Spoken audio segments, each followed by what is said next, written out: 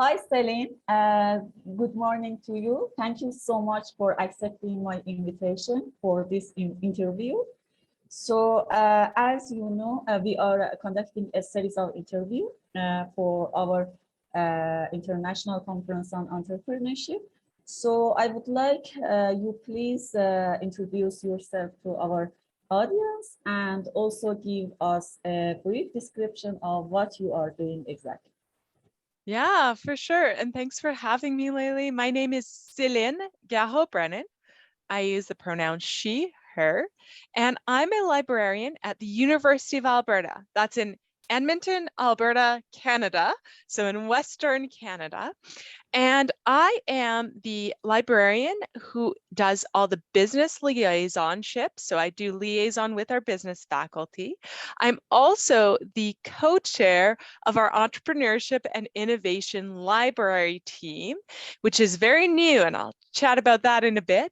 And then I'm also the interim co-lead on our communications team too. So I fill many shoes. For the context of this, I'll mostly be talking about my role with the business school, as well as my role as co-lead on the entrepreneurship and innovation team. So really what we found at the library is that we already do support entrepreneurship quite a bit, but we haven't really formalized it in many senses. And so this is where our entrepreneurship and innovation team was born, and it's still a new team. So where we're at right now is we are conducting a needs assessment. So what we're doing is we're doing interviews and surveys to really determine what our campus community needs. So really to determine where we're at, what we can do to continue to support these, and what we can do to really make sure that we're supporting them the best we can in terms of that. And hopefully going down the line, we'll be doing more work and collaborating with other folks on campus. Thank you so much. And it was really great description of what you are doing. It was really interesting to me. And I'm going to ask you next question that since you are in like working at the university library, so I would like to know that in your idea, what is the main role of the like a university library in providing social entrepreneurship services? For sure. And so I think one of those things is what we're trying to determine right now, right? Like that's Yeah, one of the things we're yeah, trying to exactly. determine. But I see it in different ways. Like one of the ways I see it is really that we try to democratize knowledge at the library. And yourself, you must also come across this too, right? This idea that we want people to be able to access and use information and critically evaluate and critically use it in their research.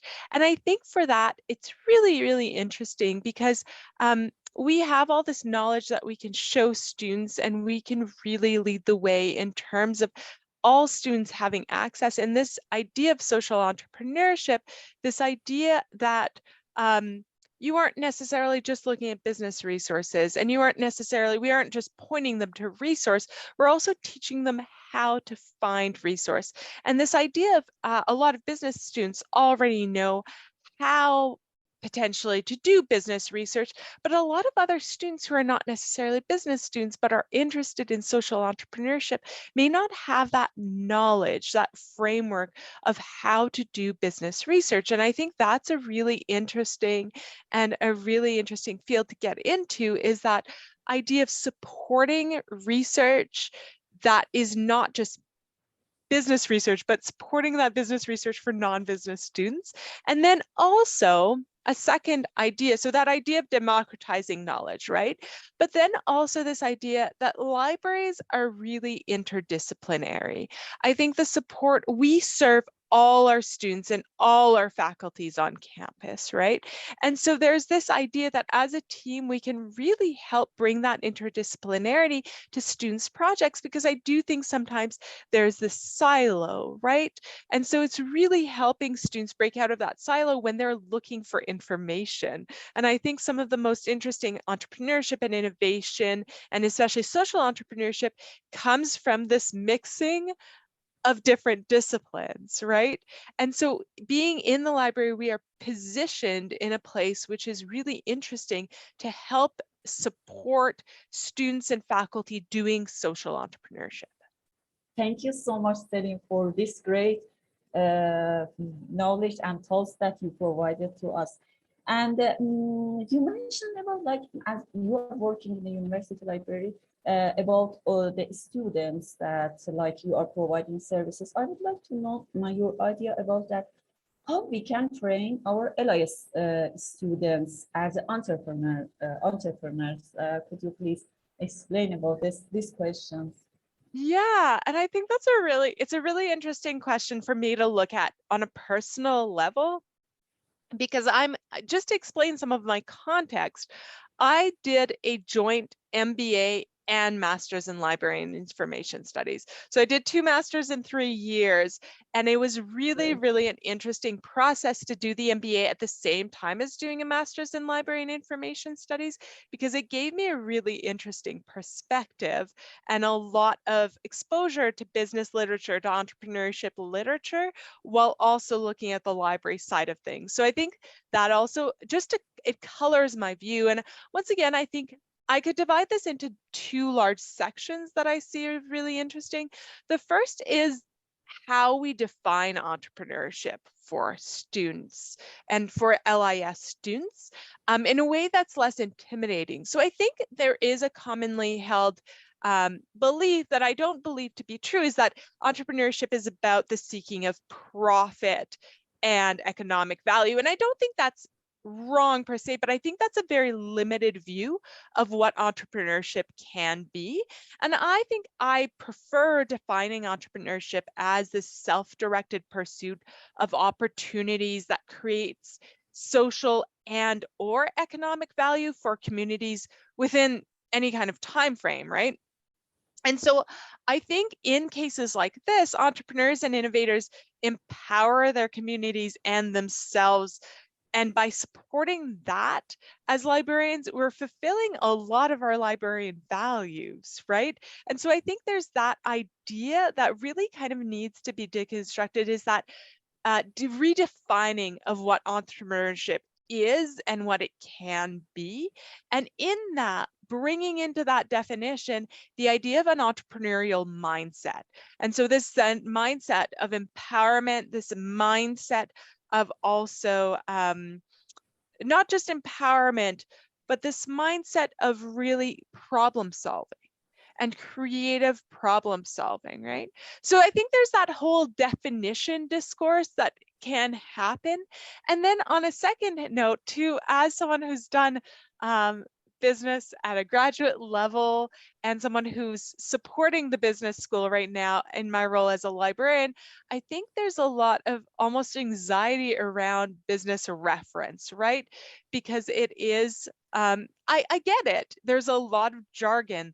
There's a lot of different databases that are very specific to this field that we use when we're doing business research.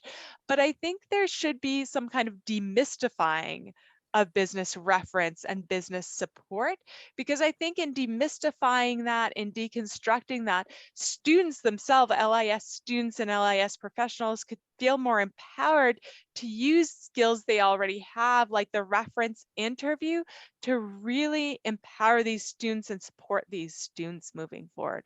So that definition part, I think, and that demystifying business reference point, I think those are 2 key elements to what LIS students could really look at. Yeah, thank you so much. And I really impressed that you have done like 2 masters at 3 years, and it was really, it's great. And I can imagine how, like, it gave you like a wide level of thinking about this LIS field, and also like, as you said, entrepreneurship field. So it was really good to know your idea about this important question, that what really, like, how we can do our LIS students, like, train them as an entrepreneur. It was really you gave 2 main key to our audience. Thank you so much. And I'm going to next question, that What will be the impact of holding like international events as we are now holding an international conference on entrepreneurship? So what do you think that holding this kind of international event, what will be the exact impact on the community, also librarians and professionals?